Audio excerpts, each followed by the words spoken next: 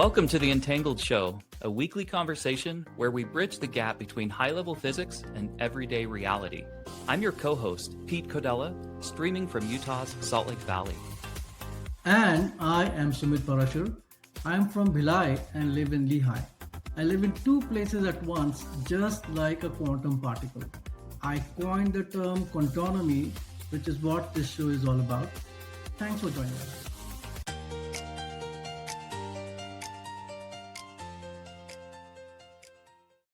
Pete, Ryan, good morning to you. Ryan, thank you so much for joining the show today. I don't have enough words to welcome you on the show. It's an absolute privilege and an honor to have you here with us.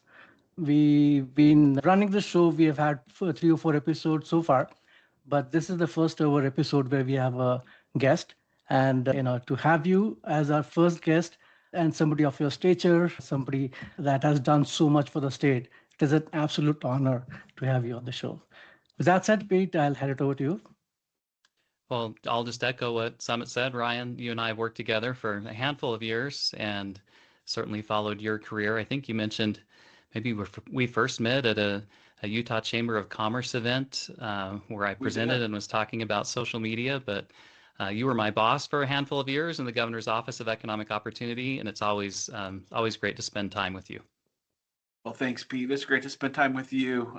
People don't know this, but Pete has a fan club, and I'm the president of that fan club. He's just a very talented guy. Sumit, it's always great to speak with you. You're a brilliant man, and Utah's lucky to have you.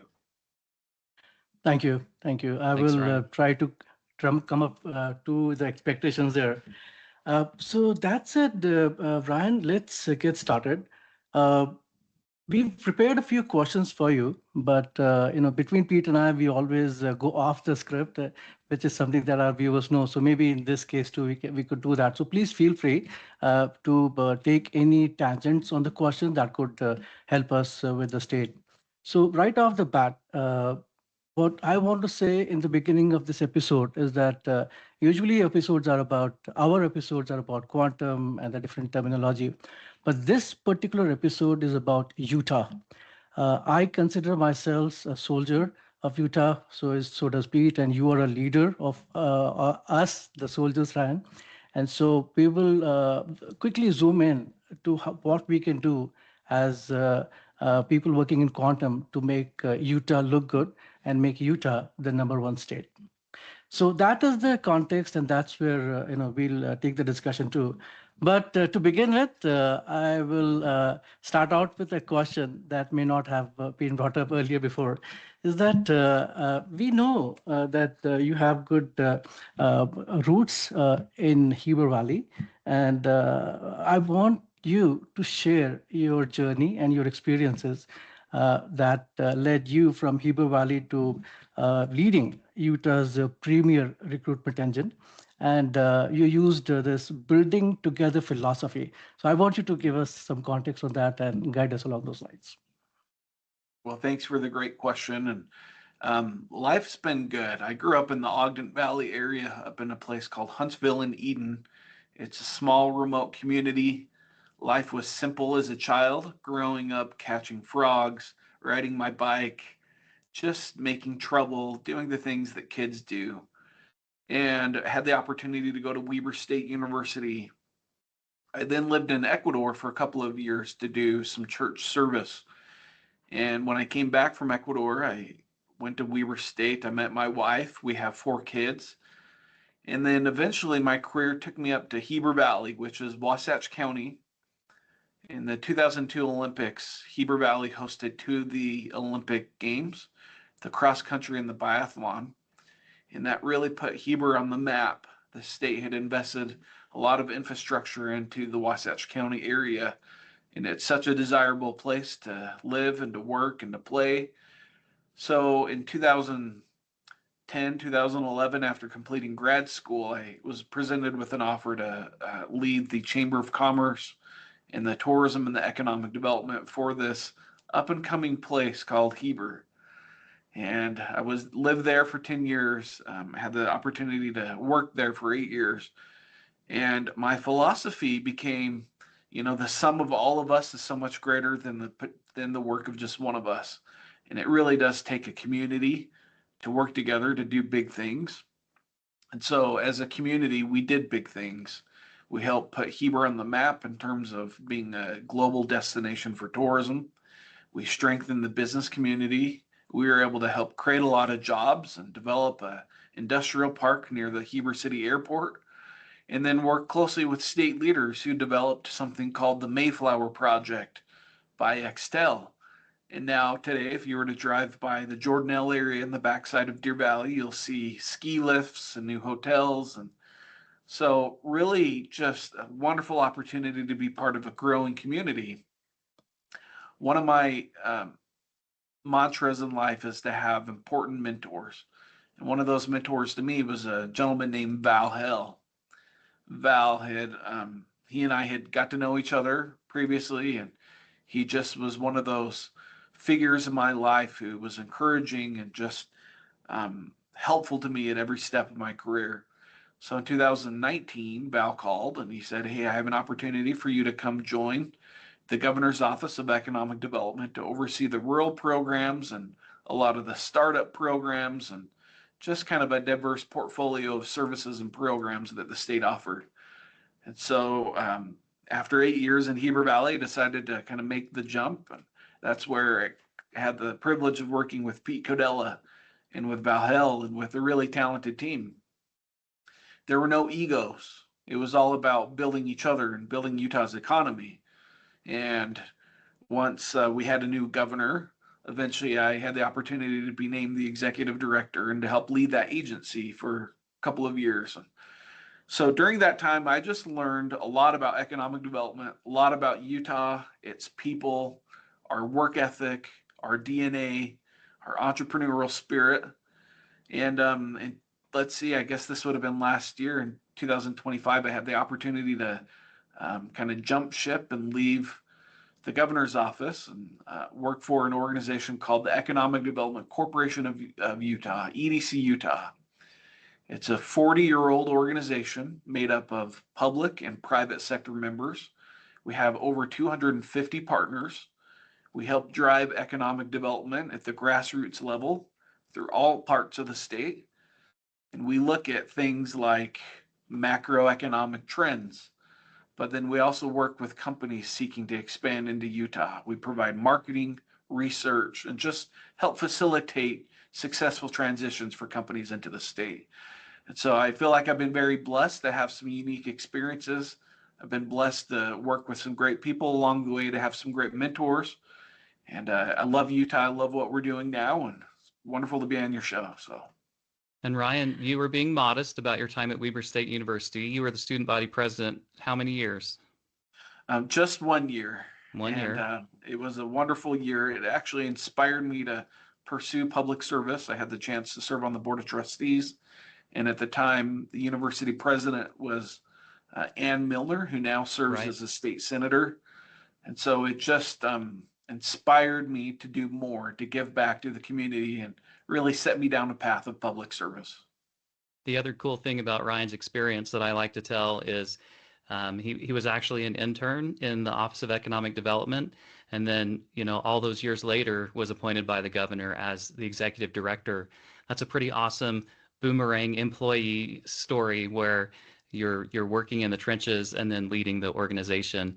And my favorite experience with Ryan in the Office of Economic Development was when he showed up for Halloween as Fat Thor. That was awesome. It was really fun. I had the long hair, the sunglasses, and a costume on. And one of our colleagues, Vicky Varela, she had no idea it was me. And hey, so many people didn't. Yeah. So many people didn't know who you were. Her. Yeah. We had a lot of good times in that office, didn't we, Pete? We did. Yeah, a really strong culture, very team focused. Cool. And, Pete, of course, I've had that feedback from you. But Ryan, just to let you know, there are a few others that I've spoken to, GoYo and EDC, who consider themselves not as your employee or as your coworker, but they're all your fans. So you had that trend going, from the beginning. On the statement about Heber and leading the recruitment engine, my key takeaway is ego-less building together. I think if we can implement that across the state, across enterprises, I think we will all be living in a better place. So thanks for sharing that insight. So Ryan, you are a celebrity. Everybody knows you in Utah. There's a lot of interviews out there on YouTube, LinkedIn posts. So yeah, true celebrity from where I see. But there must be something that people don't know about you. So LinkedIn is good. Your bios and resumes, interviews are good. But just to make this show and this episode special, could you please share something about yourselves that is not out there in the wild between the LinkedIn and bios and the YouTube interviews? That's a really good question. Since I was probably in 5th grade, I've collected basketball cards, more specifically Michael Jordan cards. And so being a Michael Jordan fan in Utah presented a number of challenges growing up. One time I had the opportunity to go to the Utah Jazz Chicago Bulls NBA Finals game. And this was 1998. I wore a Michael Jordan jersey, and people stood up and taught me some words that I hadn't heard up to that point in my life. In a nice Utah way. That's right. And so for the first quarter, we got to sit close to the court and right by the tunnel where the Bulls came out. It was amazing to see Michael Jordan, who was my childhood kind of icon and hero. And so then the seat owners actually came to reclaim their seats, and we had to climb back up to the top, the nosebleed section. But throughout my life, I've been collecting basketball cards, and during COVID-19, I think a lot of middle-aged people like me went back to their roots and said, what can we do during this devastating time? And so we dusted off our cards, and I got back into the hobby, which has exploded in a big way. And I have many of them that are graded. I have rookie cards. I have a card that has part of the Utah Jazz court embedded into the card from his very last game. And so it's just kind of one of those silly things that I collect and I enjoy. But if someone ever wants to come over, I'd be happy to showcase the collection. We would love that. And it's not silly in any way. We are all collectors of sorts, and good to learn about your passion about card collection along those lines. And with your permission, we will actually share this with the world. Oh, of course. And let it be noted too that Michael Jordan is and will always be the GOAT.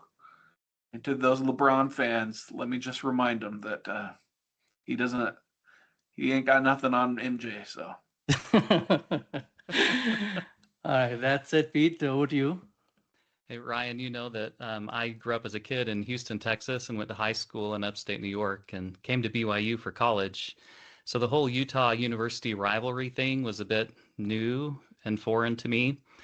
I got an MBA from the University of Utah. I have a bachelor's degree from BYU. And when I started my MBA program, they gave me a hat that had the Y logo on one side and the U logo on the other side. And shortly after I received the hat, on a game Saturday, BYU versus Utah football, I wore my hat to Costco on a Saturday, and I learned that was not a good choice because everyone hated me for wearing that hat. And I'm like, I have degrees from both. I don't care who wins as long as one of them wins. And that was not the right answer. Well, we live and we learn, don't we?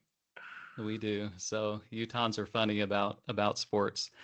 Well, Ryan, let's talk a little about your experience in the Office of Economic Opportunity. You went on a number of governor-led trade missions. You've represented the state in lots of pretty impressive and foreign international settings. And the goal of those things is to make connections, to make introductions, to develop relationships so that business can be done in Utah. Foreign direct investment comes, bring offices, headquarters, things like that.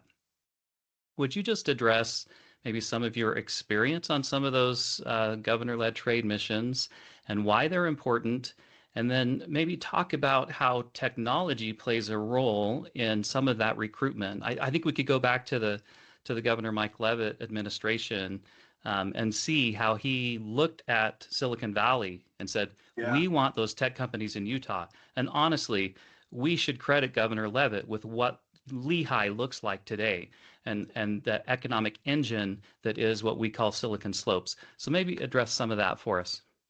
Yeah, that's such a great point, Pete. I think Governor Leavitt deserves all of the praise that he can possibly get.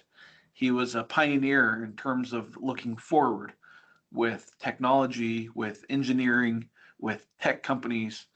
So I'm grateful for good leadership, and we've had good leadership throughout the state since. You know, governors, state leaders, private sector leaders investing into Utah, really fulfilling this vision of who we can all become.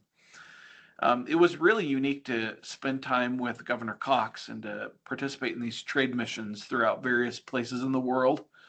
A couple that stand out, we did a trip to Israel, and then the second part of the trip was to Dubai. And it was kind of the old world and the new world.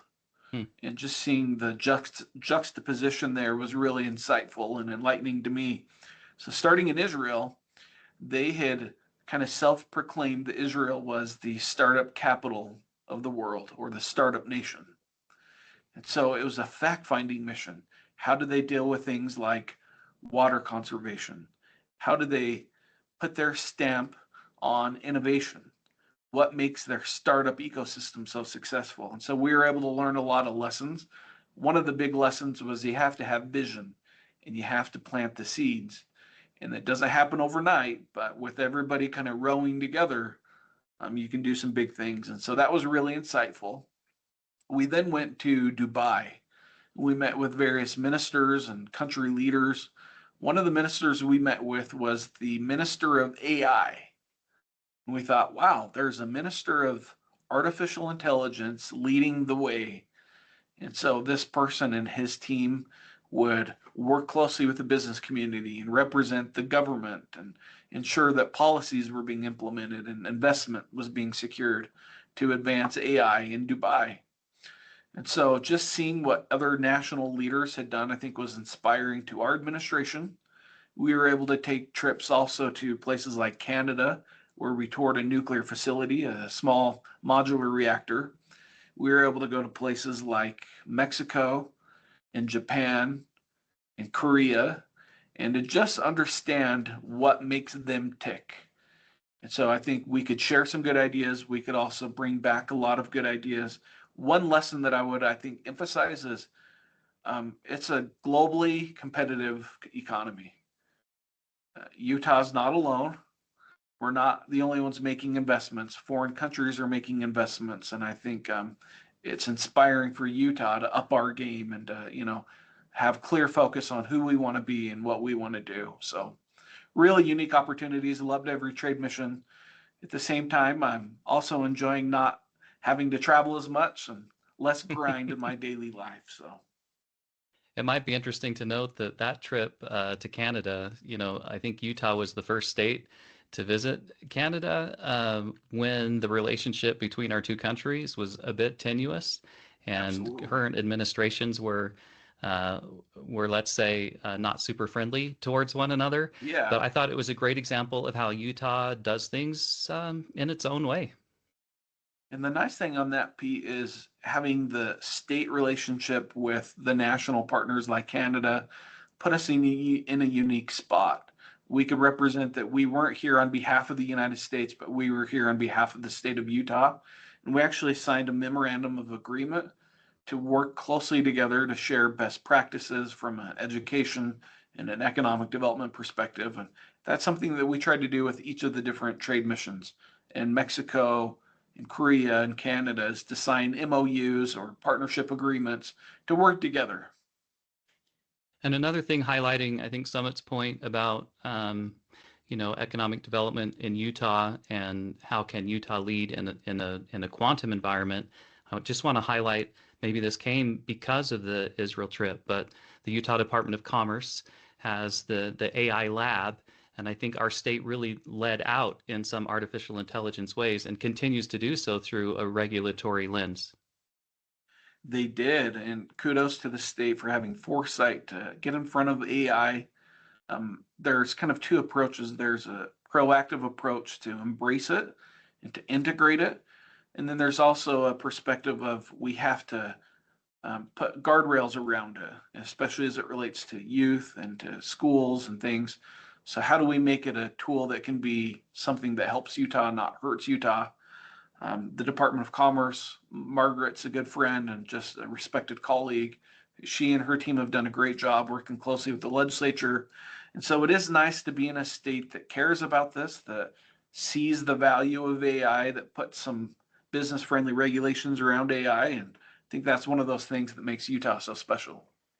And for our listeners, I'll tease that you may be hearing from Margaret in a future episode. Excellent. I would also say it's our universities. You know, the University of Utah, for example, has a lot of focus on AI, on quantum. These researchers are brilliant people thinking ahead, thinking about the impact of what quantum can do to Utah's economy, to our businesses nationally. And so we need that R&D. Without that R&D and without the focus on quantum, then we're just always going to be playing catch up. But by investing those dollars and making the effort, I think it positions Utah to be in a place of strength.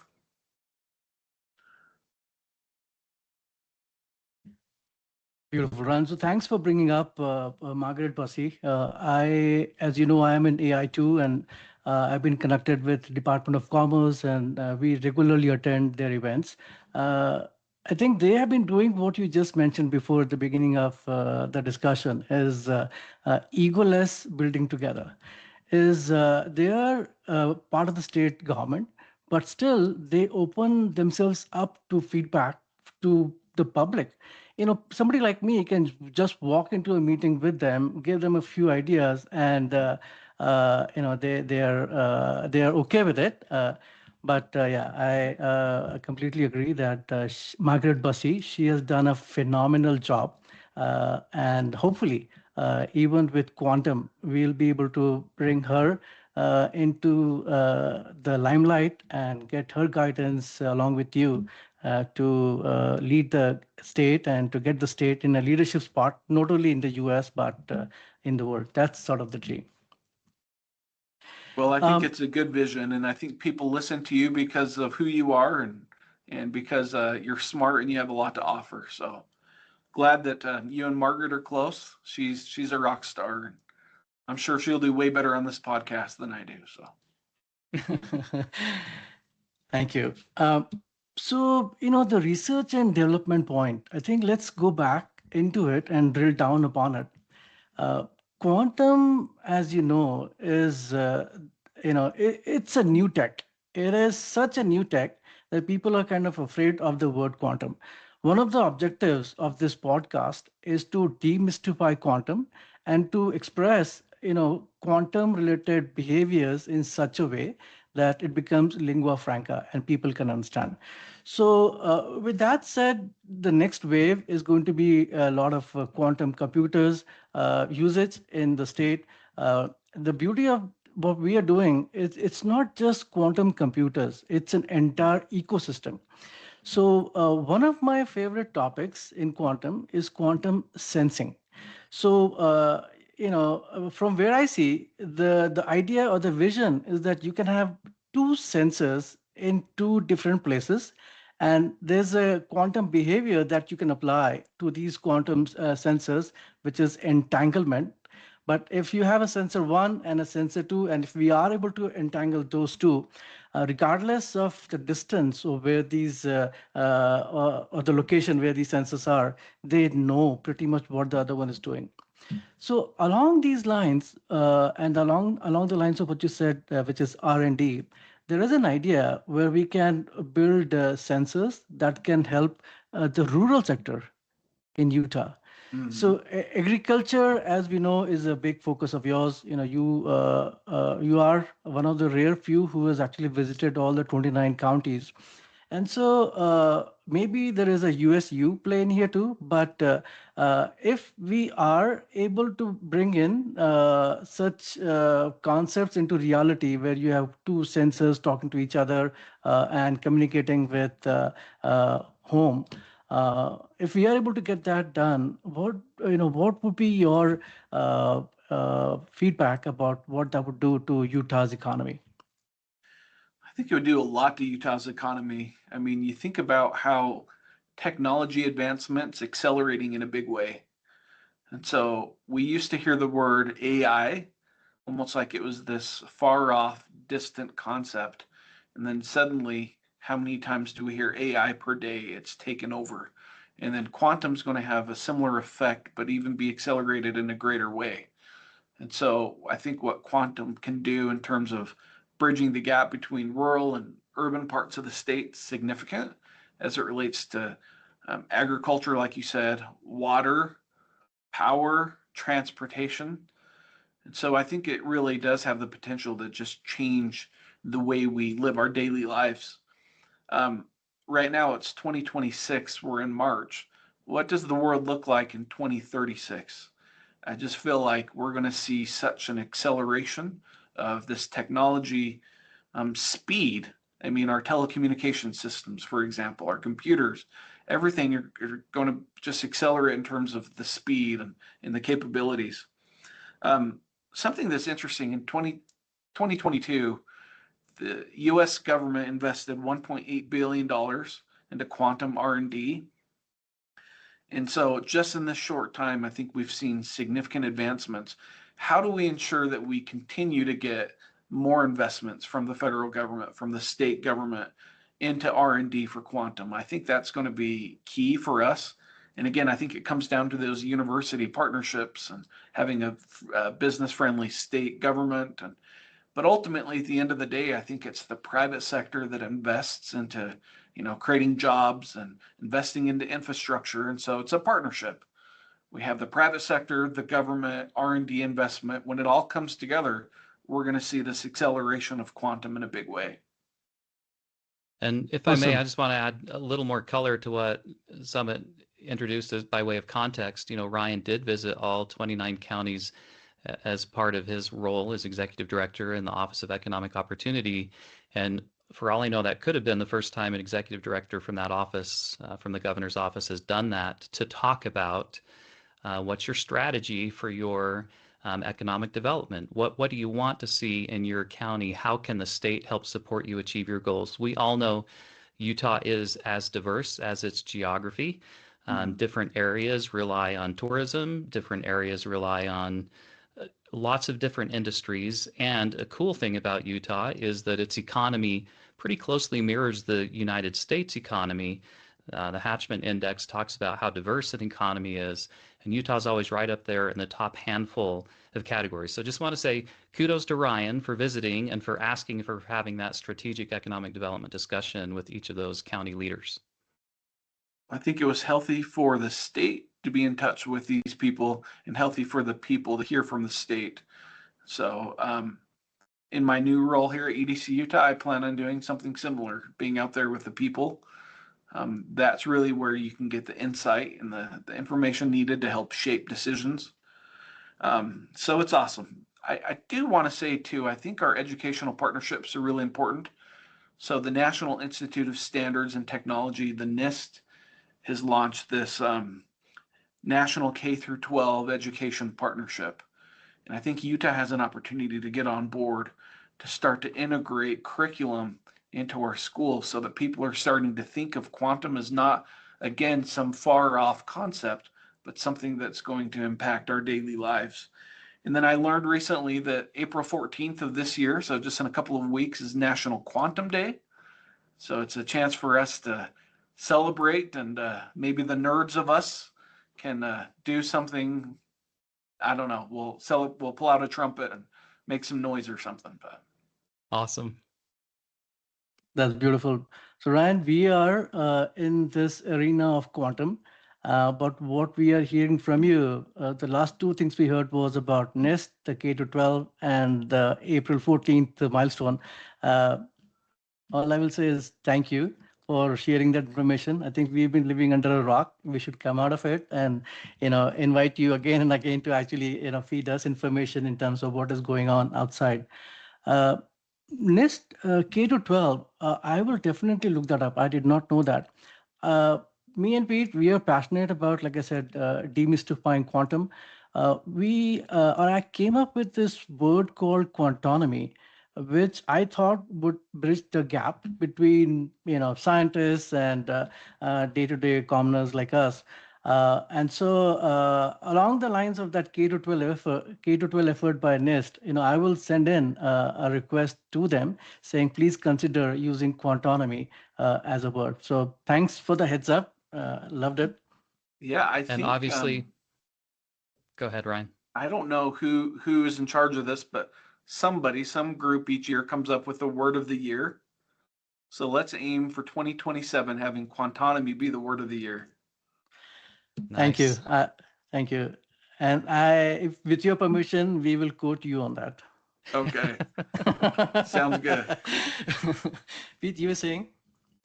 I was just going to comment that astrology, right, the study of the stars, and quantonomy, study of all things related to quantum. So I do think demystifying and making quantum more of an everyday accessible part of conversation and lexicon, and letting people understand what it means and how it's really a different approach to computing than what we have now. That is an important goal for what we're doing with the Entangled Show. Awesome. And we need good voices like both of you out there sharing the good message of what we can become. And so kudos to both of you. It's exciting. Thank you.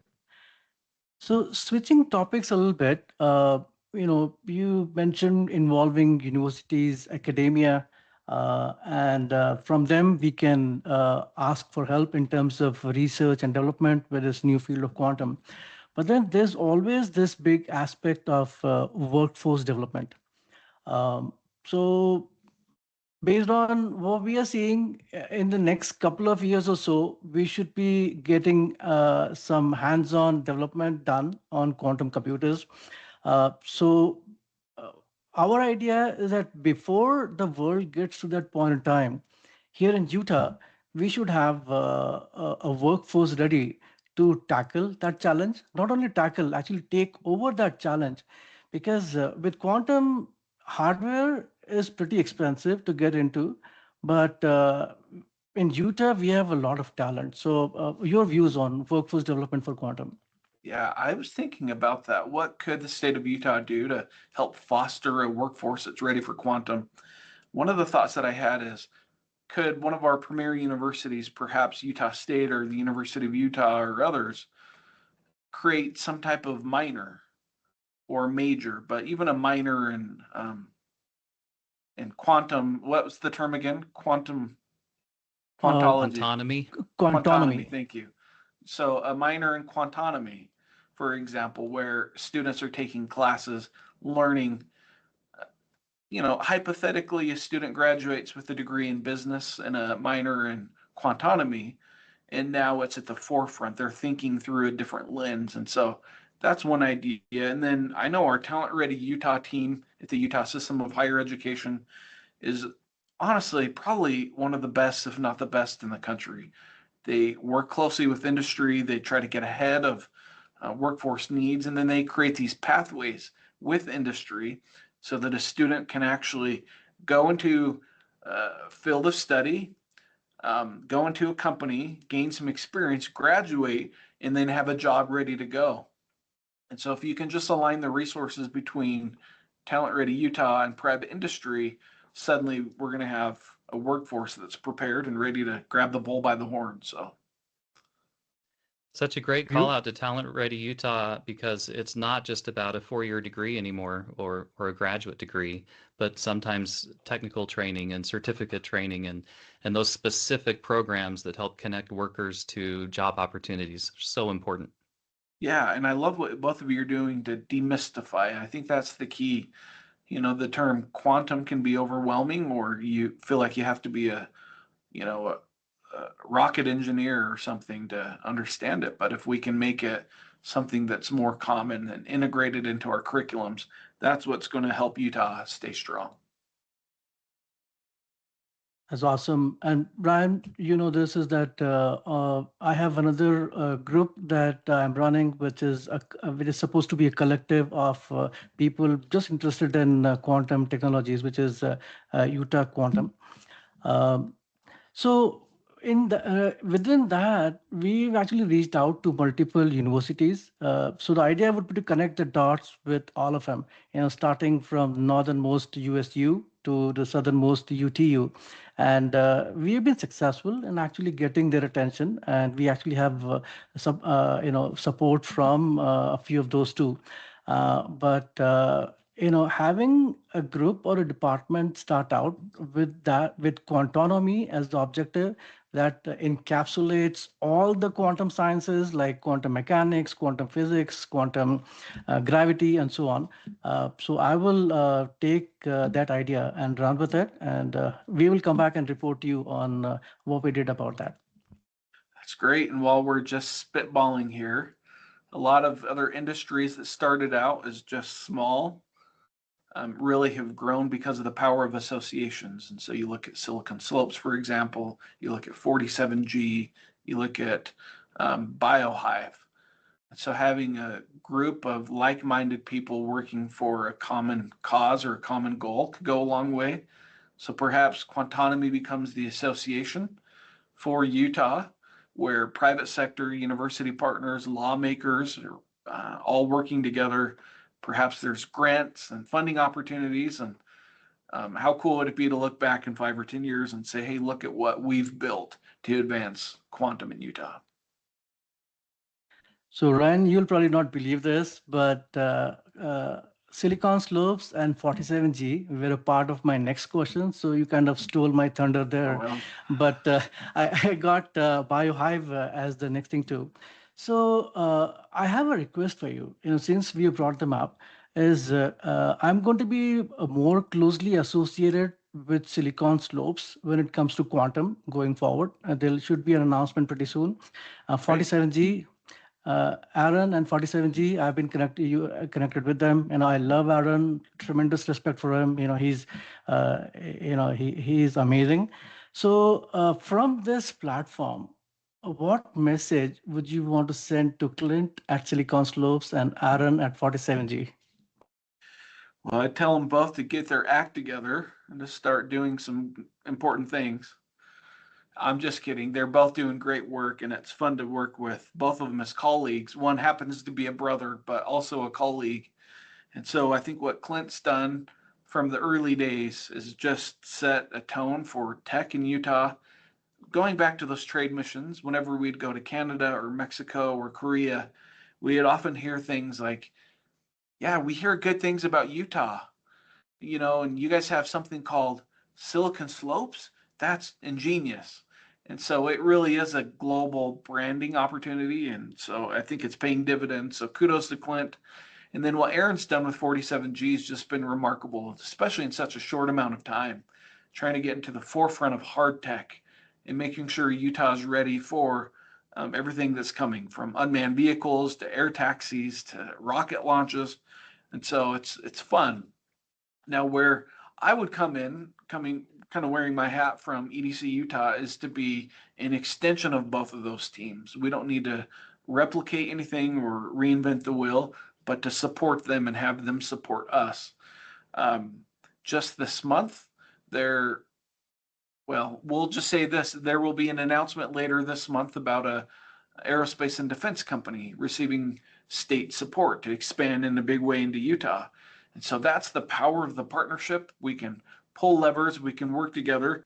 Now, as we start to integrate quantum and just this idea of making quantum the next focal point in the state, I think it takes all of us working together, soft tech, hard tech, state government, corporate recruitment, business expansion, and it just then creates this ecosystem that is really rich and poised for more growth. So. Thank you. I will personally make sure that they both get this message. All right.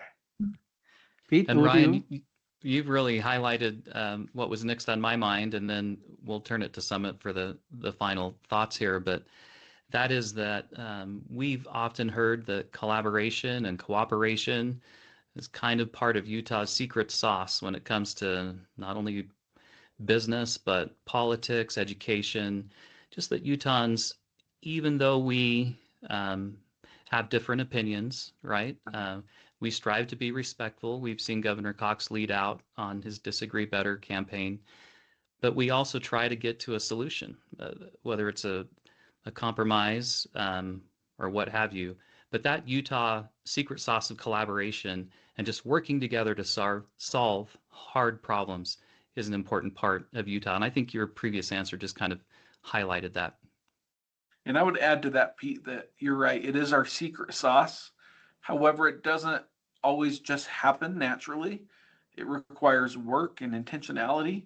And as the state gets bigger, as we see more groups and more pressing needs with growth, sometimes that secret sauce gets watered down.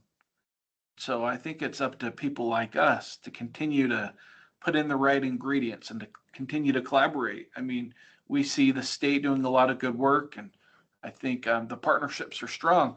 I also see some erosion happening with certain partnerships and with different mentalities of egos and people wanting credit for everything. Well, that's not the way Utah works. So it's going to require more intentionality, more effort, deliberate effort to work together. But I think we can keep that secret sauce, and moving forward, it's a good recipe for success. Sumit, wrap us up. So, Ryan, now we're going to turn the tables on you. And we have asked you a million questions, and we want you to ask us questions in terms of this discussion or beyond this, in terms of quantum and things like that. I would love to get your perspective on quantum, looking through the lens of where's Utah going to be in the next 10 years and what role will quantum have. I think, Sumit, how do you envision quantum changing Utah in a positive way?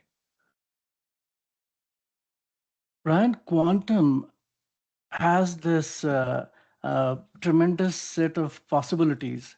In all simplicity, if we wake up right now, take action, get some state funding, and also use some of that to get federal funding, the possibilities are tremendous. With Utah Quantum, I've been trying to connect the dots, get everybody together, academia, industry, and the government. We have had some success, but not so much. So I think we'll have to kind of drill down on that. But right now, we are nowhere on the map, literally. So of the 50 states, Utah is nowhere when it comes to quantum. Me and my team, we have been doing deep research on where all the states are at in terms of their collaboration with federal agencies, in terms of their federal funding or the funding they have received, in terms of internal funding that they have come up with, and in terms of, like you said, the private sector support that they got. Maryland at this point in time is the #1 state in Utah. And I kid you not, if we have the #1 state in the country. In the country, I'm sorry. Maryland is the #1 state in country when it comes to quantum. Lot of and taking a step back, Ryan, you had this discussion with Clint where you said, we are rising, but we are somewhere in the middle when it comes to economy, when it comes to the entire country. With quantum, we are so far back is that, the only North Star that we can take is Maryland right now. Kudos to them. They got in early. They realized that after AI, quantum is something that everybody will be looking at. And so their funding overall as of this year for quantum is $1 billion. How much of that came from the federal government? How much of that came from the state? We don't know. The other big thing they have going for them is federal agencies like NIST. They are now calling Maryland their home for quantum research. So it's time for us to kind of wake up. And I'm saying big words here, but thanks for letting me have the soapbox. But we do need to wake up. We need to get started and then look at these top 5 states in terms of what they have done. Uh, Maybe learn from their experiences. We have the younger sibling advantage where we may be able to see what others did wrong and learn from them.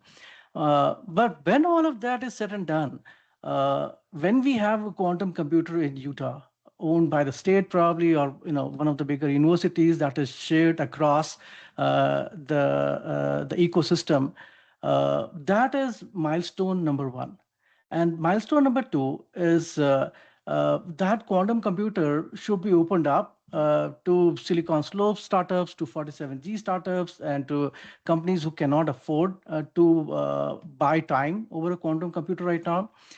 When that happens, when there are talent in Utah can access quantum computers, we can get stuff done. No doubt in my mind, there is going to be people who will be crazy about working on quantum computers, and we have no shortage of talent that can leverage the hardware and the software combination of quantum. So all of that in place, we ourselves can benefit from that quantum experience or quantum setup. Agriculture could be the first industry that we could touch. Defense and aerospace, with 47G out there, with Aaron leading the charge. Uh, I will not drill down on that, but there are tremendous possibilities that quantum can bring when it comes to DoD.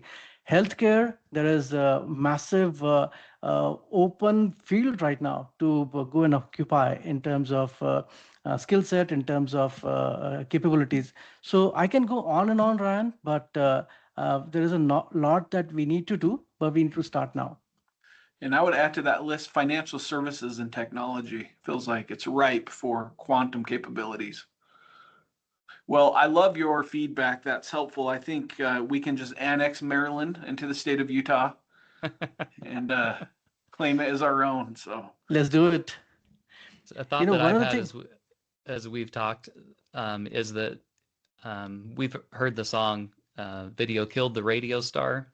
And in the early 2000s, when social media came out, everyone was like, "Oh, social media, it's going to take over everything." And as someone in public relations and communications as my background, I just would tell people that my perspective is it's another tool in the toolkit, right? It's expanding the toolkit. It's not going to kill what went on before. But the more I've learned about quantum, it is a paradigm shift. It is a different way of computing. It's a different way of getting things done. It's exponentially faster and more efficient. So it is kind of rebuilding and a new thing. And as you look at the future, I think Hollywood's a good example. And you can think of Star Trek and Beam Me Up, Scotty, and Warp Drive, and all those things.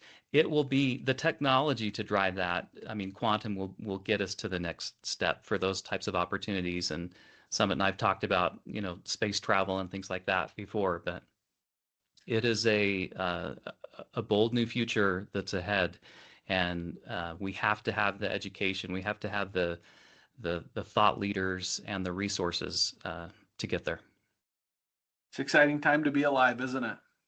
Yeah. Absolutely. Well said, Pete and Brian. We have seen so many technologies come and go. I will say just one more thing, and then I'll let you ask the second question to Pete. But there is, in terms of sense of urgency, there is something else that we should consider right now, which could become an advantage for Utah going forward, is that we're actually facing a risk and a danger that nobody's paying attention to right now. And that risk and that danger is called the quantum cliff. So the idea is that when we send credit cards over the internet to buy something from Amazon, our machine and Amazon's machine have an exchange going on where we garble the data or encrypt the credit card number, and then we decrypt it on the other side. So that's a simple encryption decryption mechanism that we've been using. The danger now, the red flag now, is that couple of years down the line, when quantum computers are up and working, this encryption will be broken. NIST already has come up with standards and algorithms on what we can do as of right now to protect ourselves from that scenario. But I would love to have a bigger discussion along these lines, and I would love to have DTS, somebody from DTS, and Silicon Slopes, 47G, BioHive, all of them kind of in one place, and just share this red flag with them, saying, "Hey, you guys are not paying attention right now. In 6 months or a year, you will. It might be too late by then, but we would love your help in actually spreading the word about quantum cliff with everyone." Really fascinating. It's scary, and I'm glad that you're thinking about that. So, well, I actually don't have any other questions for Pete. I think this conversation's been wonderful, and I think you've addressed my questions, and so appreciate the opportunity to join both of you today. Awesome. Pete, please go ahead and wrap us up.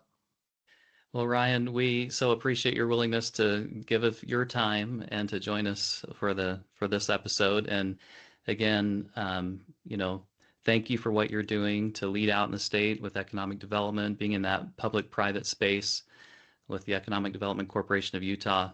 You're certainly an important state leader and thought leader, and we appreciate your kindness and your friendship. And the future is bright when it comes to quantum, and it'll be exciting to see what happens here in this next decade. So thank you, Ryan, for joining us, and thank you, listeners, for tuning in. Thank you. Thank you, Ryan.